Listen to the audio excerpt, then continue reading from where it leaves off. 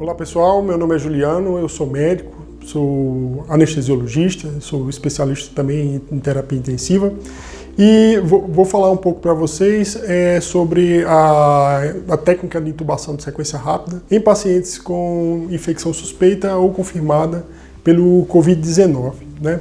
Como a gente sabe, em torno de 5% dos pacientes vão evoluir com um quadro respiratório grave e vão necessitar de terapia intensiva e de ventilação mecânica invasiva. E nesses casos, os guidelines internacionais recomendam uma intubação precoce e instituição da ventilação mecânica invasiva, e a maneira teoricamente mais segura para o paciente e para a equipe é fazer esse procedimento de intubação através da técnica de intubação de sequência rápida, onde você rapidamente providencia uma via aérea definitiva para o paciente e, ao mesmo tempo, você diminui a produção de aerosóis e a exposição da equipe que está realizando a intubação. Então, o que consiste a intubação de sequência rápida? Consiste numa técnica onde você utiliza drogas, medicamentos, de efeito rápido, onde você vai induzir rapidamente a consciência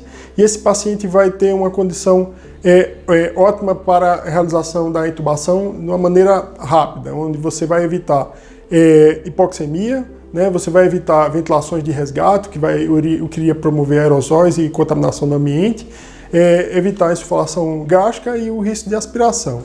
É importante, um dos preceitos básicos é que antes de você instituir a técnica de intubação de sequência rápida, você estabiliza esse paciente o máximo possível através de pré-oxigenação e lança a mão de medidas para que esse paciente, se ele tiver risco ou já estiver instável hemodinamicamente, você estabilizá-lo antes de realizar o procedimento. A pré-oxigenação é um dos pilares principais da intubação de sequência rápida. Por quê? Porque ao pré-oxigenar esse paciente adequadamente, você, por mais que ele esteja numa condição crítica, de dessaturar rapidamente, você cria uma pequena reserva de oxigênio nesse paciente doente e ele vai lhe dar algum tempo hábil para você poder realizar a intubação com mais segurança, diminuindo o risco desse paciente, durante a intubação, evoluir com hipoxemia grave e, eventualmente, podendo precipitar uma parada cardíaca. Como vocês podem ver nesse gráfico, o paciente que é normal, rígido, quando você realiza uma pré-oxigenação adequada, você ganha até 8 minutos de apneia sem esse paciente desaturar.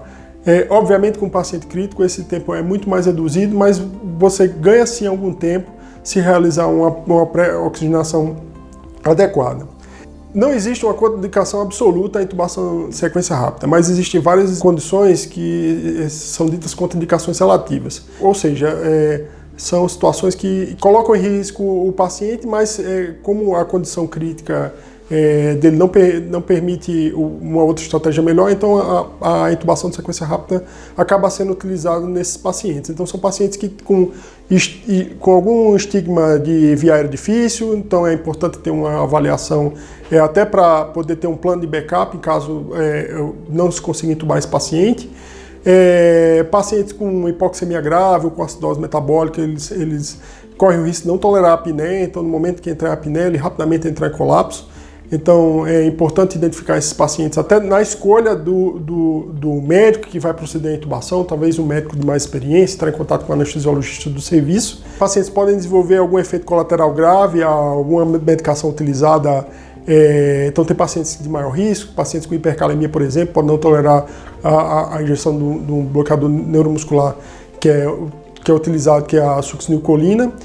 E é importante que nessas situações que a nossa sociedade recomenda, a Abramed, a AMIB, pacientes onde você tem alguma dificuldade na intubação, você proceder rapidamente ao plano B, que seria a cricotireoidostomia.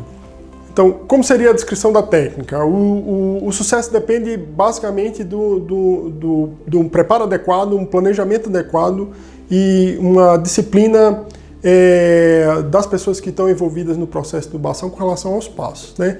Então, os principais pontos são preparação, pré-oxigenação, otimização pré-intubação, ou seja, minimizar a instabilidade hemodinâmica, tratar arritmias, enfim, qualquer coisa que possa desencadear um colapso do paciente. A seleção dos medicamentos, ou seja, a indução e a paralisia, o posicionamento do paciente, a verificação do dispositivo, né, do tubo, e o manejo pós-intubação. Bom, preparação. Com relação à preparação, o primeiro passo é importante definir quem são as pessoas que vão participar do procedimento e traçar um plano de intubação entre elas, definindo os papéis de cada uma.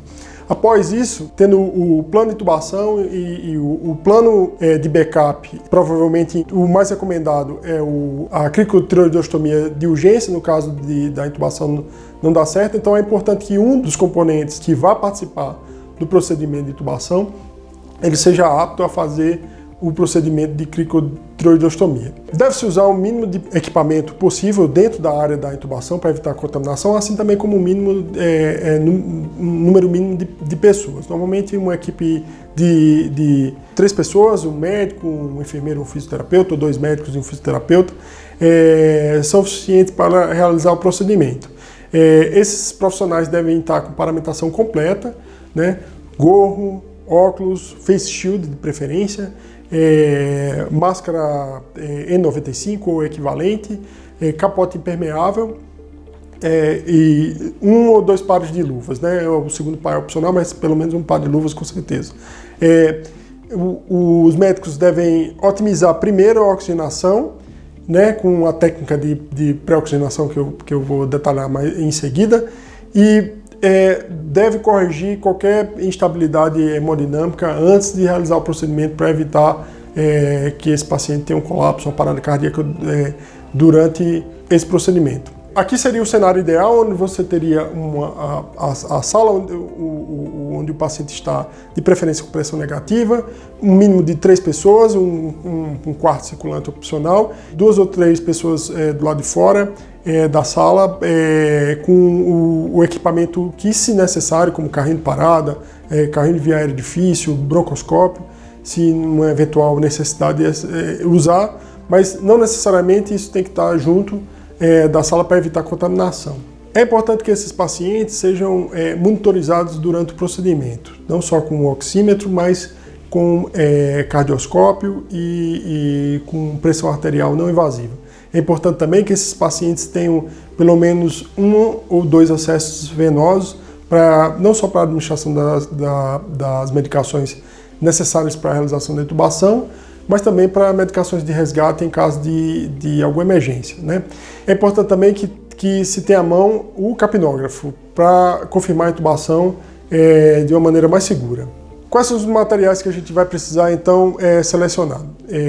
Um videolaringo ou laringoscópio, uma lâmina 3 e 4, um kit de crico, se por uma eventual urgência, tubos de intubação orotraqueal, número 7, 7,5, 8 e 8,5, um filtro de via aérea tipo EPA, uma pinça forte, um canfômetro e um estetoscópio. As medicações devem estar adequadamente identificadas e o ideal é que a intubação seja realizada na primeira tentativa para evitar hipoxemia e para evitar exposição da equipe. Após a adequada preparação, começa o segundo ponto, o segundo passo para a realização da intubação de sequência rápida, que é a pré-oxigenação.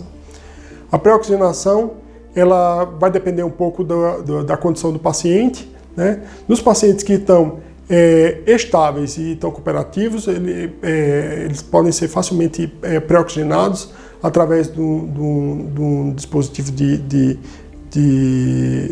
máscara facial e ambu com a interposição de um filtro de tipo EPA, e onde você consegue colocar a máscara na face do paciente, de forma que com a adequada vedação vai ofertar oxigênio 100% e de 3 a 5 minutos vai ser o suficiente para oxigenar esse paciente de uma forma eficiente, lhe dando algum tempo hábil para realizar a intubação, ou seja, faz com que esse paciente tolere por alguns segundos a apneia. Em pacientes que não estão muito colaborativos, A hipoxemia pode levar até a situação de doença crítica, pode levar um pouco de agitação. Alguns guidelines sugerem o uso de pequenas doses de ketamina, como 1 mg por quilo, 1,5 mg por quilo, para que antes de realizar a pré-oxigenação, para que esses pacientes possam cooperar sem perder o drive respiratório. Porém, em situações onde o grau de hipoxemia é alto, esses pacientes podem eventualmente estar numa situação de pressão negativa, eles podem estar ou com cateter de alto fluxo ou com o VNI, porém esses equipamentos eles não é inalante, a massa reservatório, não são adequados para realizar a pré-oxigenação. A pré-oxigenação deve ser feita com o dispositivo de máscara adequadamente vedada com a ajuda de um dos membros, normalmente o médico vai proceder à ventilação que vai ficar na via aérea, fixar a máscara adequadamente, a máscara proporcional ao rosto do paciente, para que não haja vazamento e ofertar oxigênio de uma maneira adequada para que ele pré-oxigene com eficácia. Tão importante quanto a pré-oxigenação é o posicionamento do paciente para a realização da intubação. A cabeceira do paciente deve ser elevada de 20 podendo até 45 graus, e o paciente deve ser posicionado com a ajuda de coxins para que o meato acústico externo, se você traçar uma linha paralela ao plano, ele fique na mesma linha que a fúrcula do paciente. Dessa forma, os eixos transoral com transglótico, eles vão estar bem mais alinhados e aumentando muito a chance do profissional que vai realizar a intubação de conseguir intubar na primeira tentativa. É importante também utilizar uma técnica adequada de vedação da máscara facial durante a pré-oxigenação, né? Uma maneira de fazê-la com mais eficácia, evitando vazamento e contaminação do ambiente, é através da técnica Vice Grip ou VE, né, como na figura, onde o profissional utiliza as duas mãos para vedar a máscara na face do paciente. Outro ponto importante é a otimização pré-intubação. Alguns pacientes podem estar numa condição clínica muito frágil e potente,